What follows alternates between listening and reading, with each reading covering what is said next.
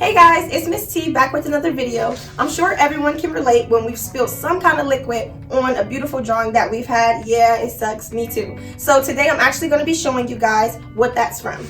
So what you want to do for this experiment is you want to take one of your paper towels, you want to take your washable marker, and you want to color closer to the top of the paper towel, so that when you dip it inside of your solvent, it does not touch the water, only the base of the paper towel touches the water.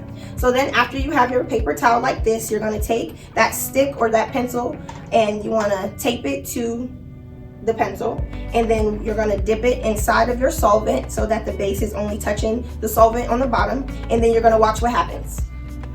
So once you dip your paper towel into your solvent, the liquid should rise up the paper towel, causing the marker's ink to spread.